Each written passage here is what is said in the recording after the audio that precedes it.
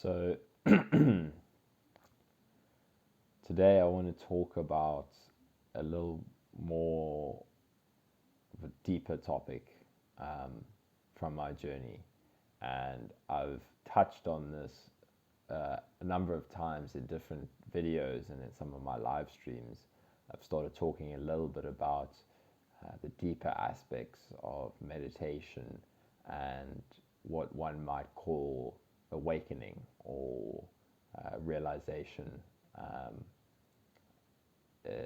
you can call it spiritual awakening.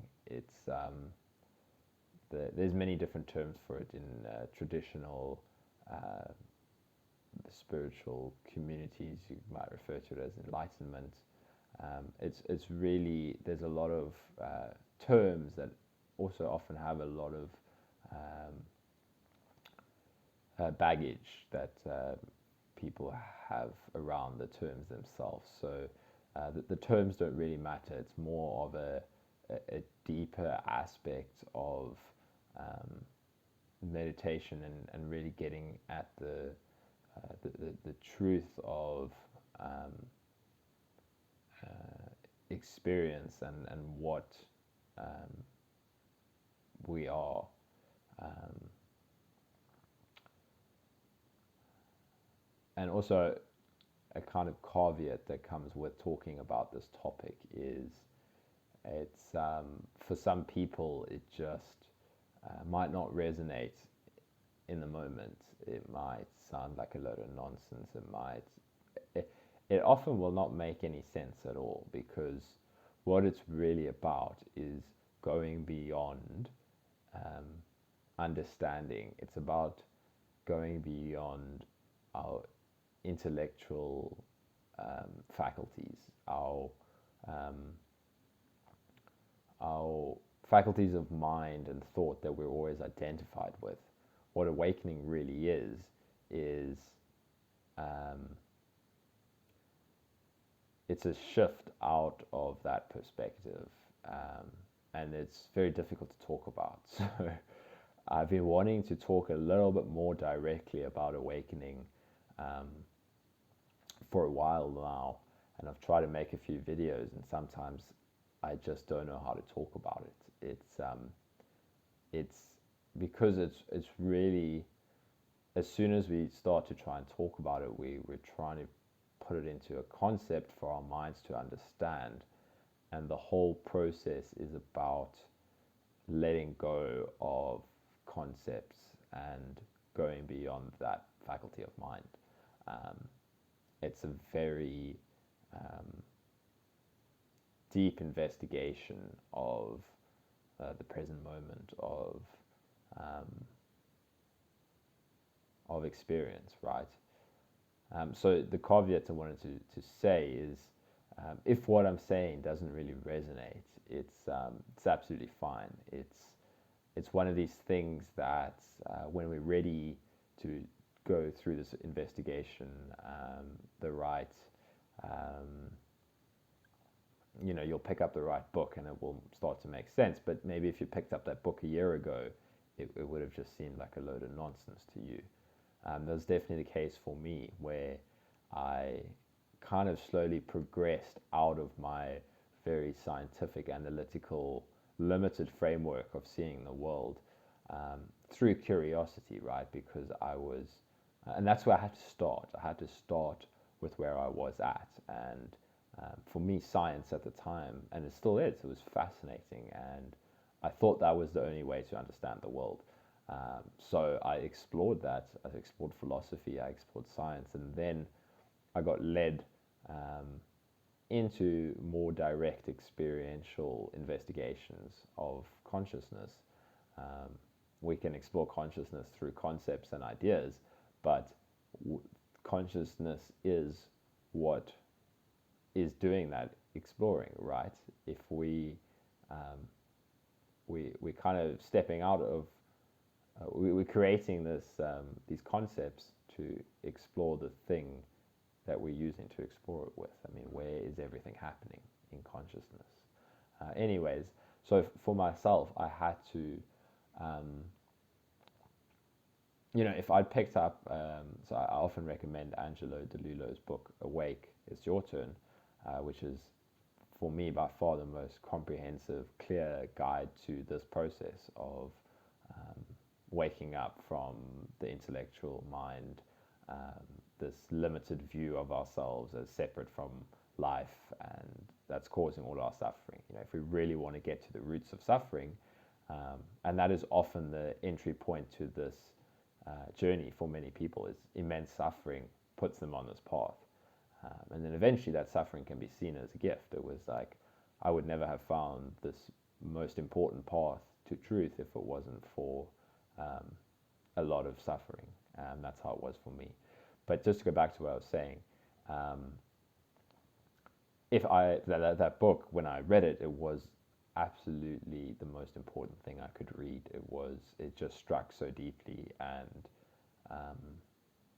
it was just so powerful and exactly what I needed to hear. But if I'd maybe read that book a year ago, before when I did read it, I might have shut the book after a few pages because it just didn't.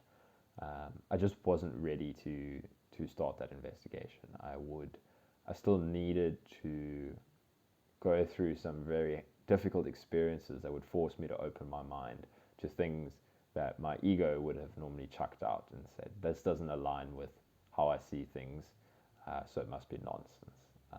That's often if we're not open to this investigation, that's often how it can feel is, this just doesn't make any sense. It's a load of nonsense or whatever. And that's fine. It's not there's no judgment of somebody who's on this path is better than somebody who's not. So the reason I want to talk more explicitly about this is because for those who this does resonate with, in some of the videos I've touched on awakening a little bit. I've spoken about the deeper aspects of meditation. I've spoken about letting go of your identities. I've spoken about letting go of beliefs. I've spoken about not resisting and accepting what is. And actually all this time I haven't been speaking about awakening explicitly, but all the techniques that I'm sharing for dealing with the difficulties of facing a chronic illness and the symptoms that come with it and the things that worked for me, I've actually really been sharing approaches to awakening, kind of the stuff I learned from Angelo in his book, because the key reason we're suffering when we're going through a chronic illness is not very different to all the other reasons we suffer, right? So applying these approaches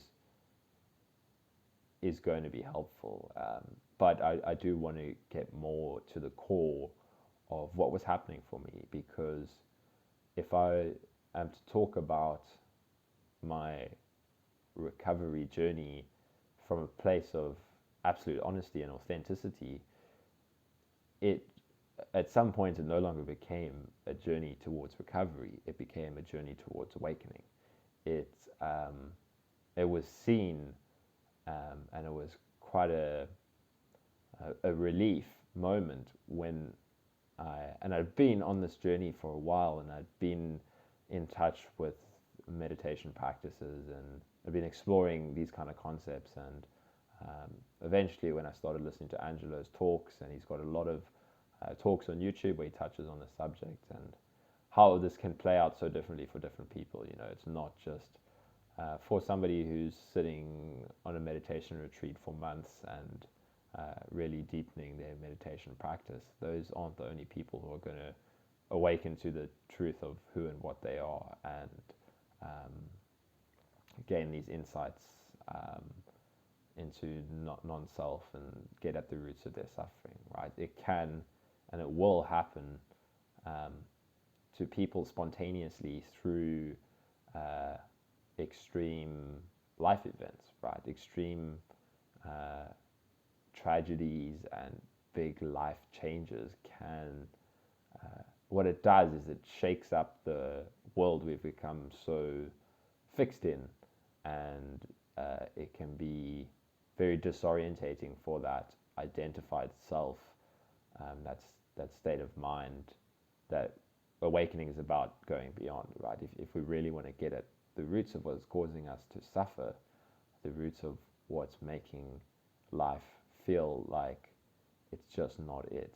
There's just something missing. There's just a part of us that is just not satisfied. Um, and that um, what can happen is a big tragedy or trauma or something. Um, it shakes up that life that we thought was so real. And this is what happened for me.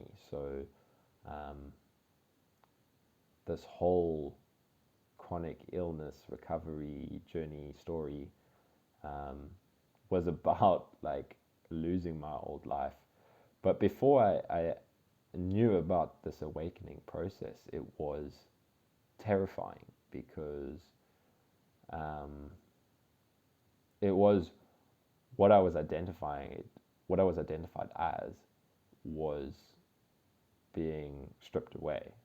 And when you're identified as that, it's terrifying because it's you. It feels like you are losing your life, right? Everything that I thought I was being shown to be, was being taken away in a sense. It was no longer there, and that was the start of this awakening journey. And another way to talk about this process is it's a process of unbinding, um, unbinding from who and what we think we are, from the beliefs we hold, from the identities we hold. And that was really what was happening for me. It was this unbinding process. Um, but before I knew about this, I wouldn't have used those words. It would have made no sense to me when I was just somebody who felt like I was going through a chronic illness and life was very tough for me, and I was very unlucky that this had happened to me at such a young age. That was the perspective that I was holding. And when I was in that place, in that identification, it wasn't, it wouldn't have made sense to me to talk about this as an unbinding process of awakening.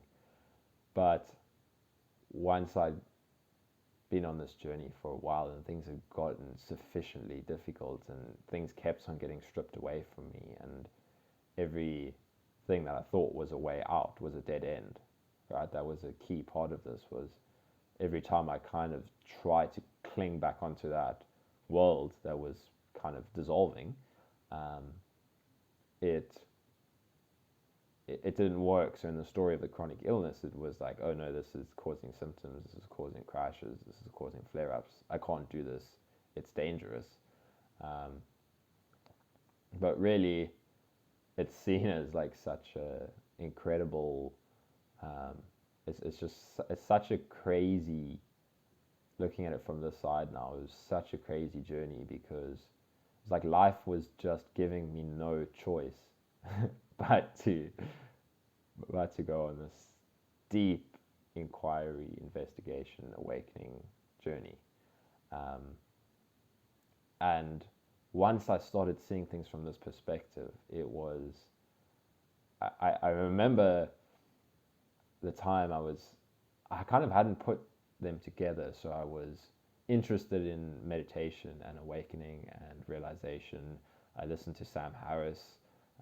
I really enjoyed his Waking Up app, and I listened to a lot of the conversations he had with really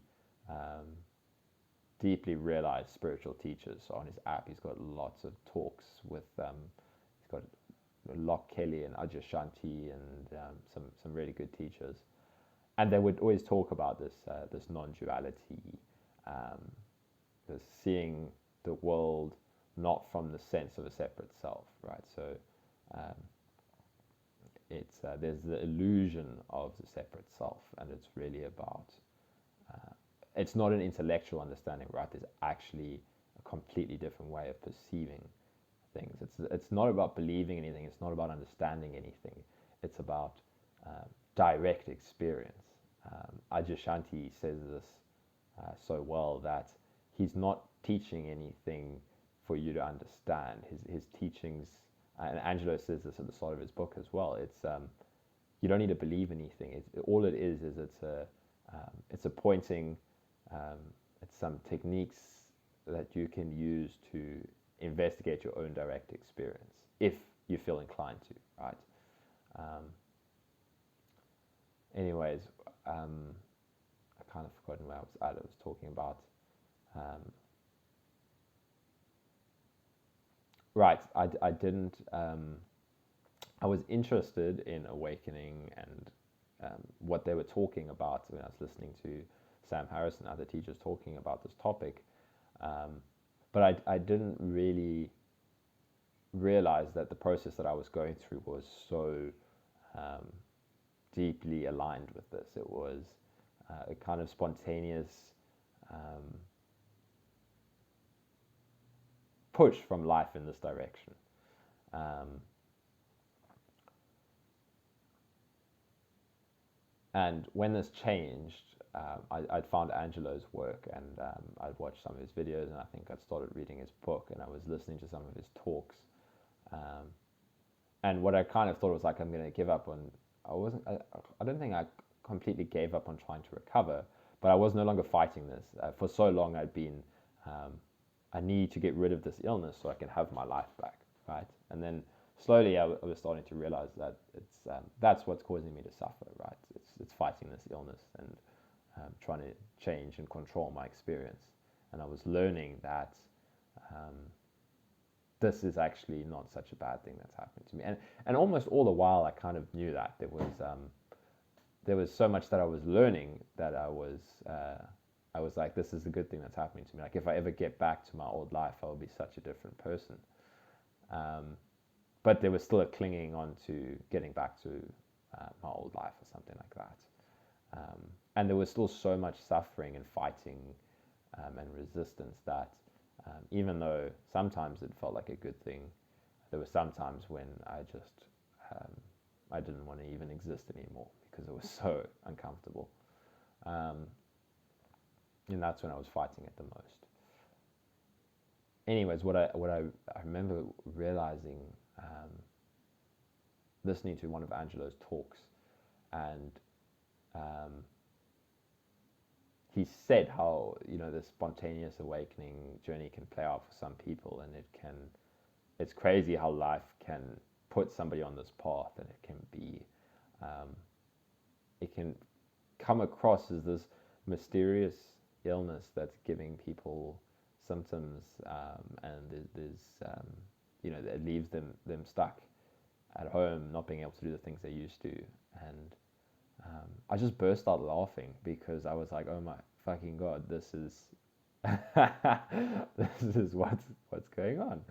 Um, and again, like I'm sure if I'd heard that like a couple months before, I would have not made any sense to me. I wouldn't have even considered it. But it was because I'd been interested in these topics, and there'd been so much that had been um, going on behind the scenes. Um, but it was just such a relief. It's like, okay, this is all part of the same process that's happening, right? And to the ego, separate self, and that's what this whole awakening is, right? It's the dissolving of the ego, the separate self. Um, to me, and this was when I was fighting it so much, is when I was strongly identified and trying to get my life back. For the ego, it was the worst thing that could happen because this whole process is the dissolution of the ego. Um, so, for a part of me, it was the worst thing that ever happened because um, it was dissolving, right? It was dying in a sense, and realizing that's um, can be an incredible process to go through. That's the way to the end of suffering. Is such relief. So that's why I want to talk. And I'm probably going to make some more videos more directly on the topic of awakening, because this could be relevant for people going through a chronic illness experience like I was, and I want people to know of that option, and how there's another way and another path. But at the same time, there's a caveat towards this work, and it's not about um, feeling good. The word enlightenment can seem, people can have many different beliefs about what it leads to, and um, what a spiritual awakening is. And when someone says the end of suffering, it can be seen as um, just a life of bliss and feeling good. And this path is a absolute roller coaster of um, feeling everything that comes up as the sense of self kind of dissolves and unbinds, and it can be there can be the ego can put up a big fight, right? Angelo would often talk about this as this kind of defense mechanisms as we start to embark on this unbinding journey, right? We can start to practice techniques like self-inquiry, which really start investigating where we're identified as, because this process is about dissolving identities. So a really direct practice is self-inquiry, and once we really start to get at the roots of the separate self, um, a lot of shit can come up, right? It's not an easy path. It can, at times, it can feel like, because the defense mechanisms will often be like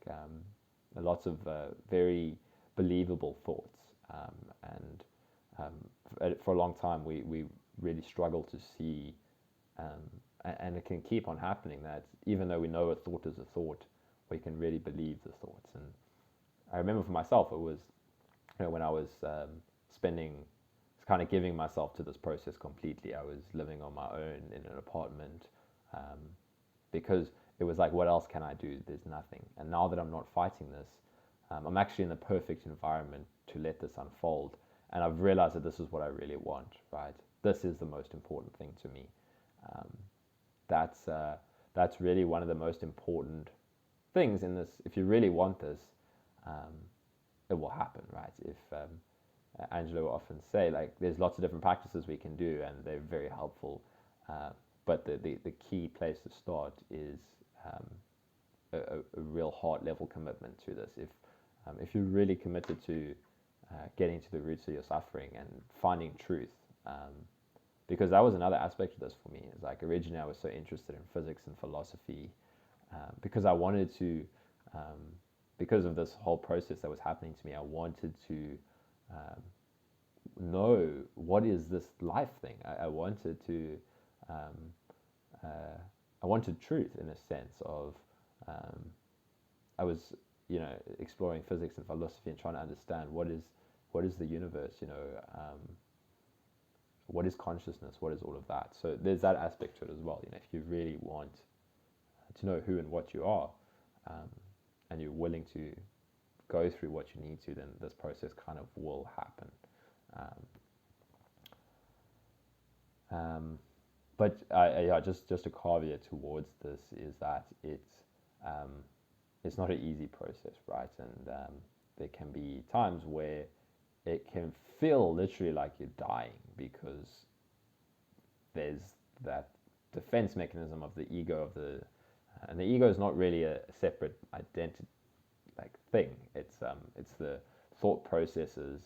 It's a way to refer to the thought processes that we identify, and gives the feeling of a separate self.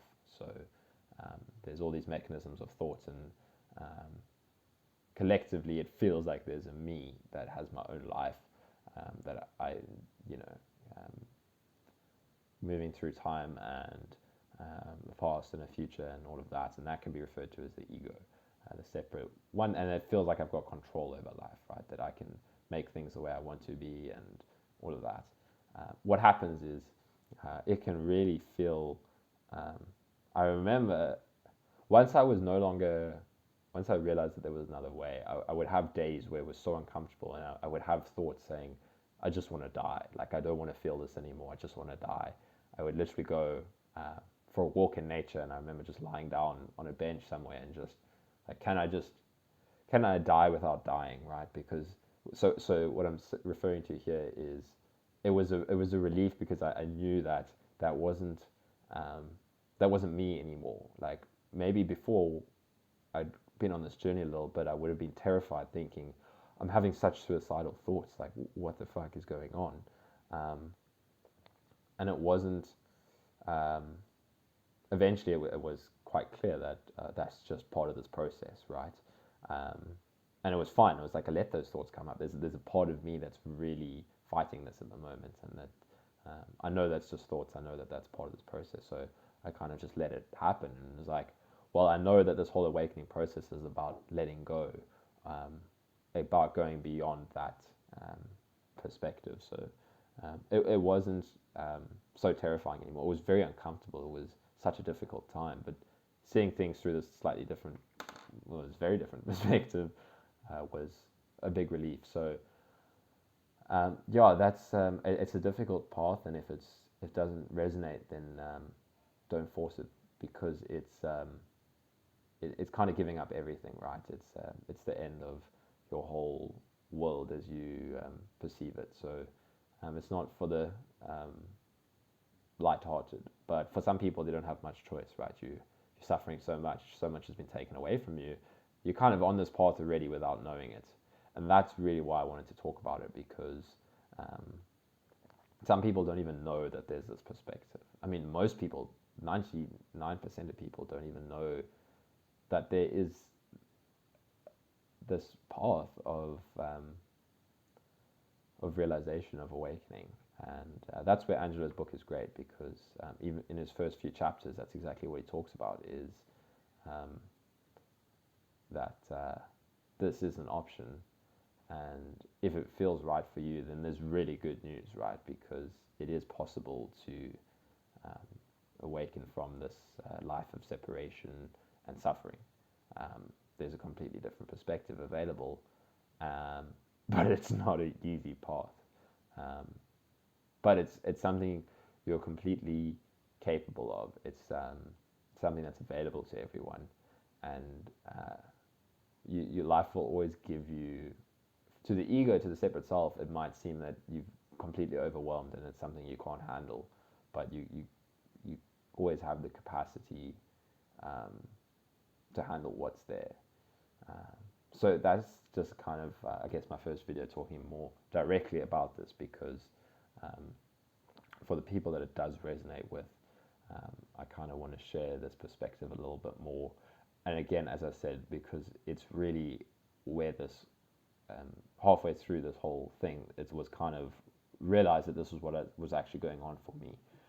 So if I want to talk honestly about my recovery, um, it was through awakening, right? And I kind of I gave up trying to force myself to recover and kind of align myself with this awakening process, and then recovery kind of happened because I've spoken so many times before. It was the fighting of this process, and some things just needed to happen, right? I needed to um, kind of have all of those identities taken away from me, kind of plucked out of my life as I thought it was. Um, it served its purpose, and then when I was ready to no longer, like once my ego had been battered enough by this whole process, um, I was ready to kind of give into this, and then recovery kind of stuff started happening naturally. Um, so yeah, there's a brief chat on the topic of awakening. Um, and again, it might make no sense to some people, and that's absolutely fine. Maybe in a year or two, or 10 or 15 years, something shifts, and then suddenly all of these things start to make sense. But you can't force it really. It will kind of happen when it needs to. I had no choice in this thing. That's such a humbling thing because once this once I was seeing things from this different perspective, it was like, oh my God, this is the best thing that ever happened to me. I'm so lucky that I had this intense suffering experience that put me on this path. But I never chose it, right?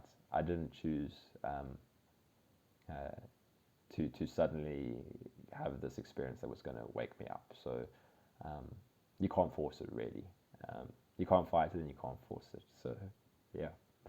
Uh, hopefully that's helpful or interesting to anybody. And yeah,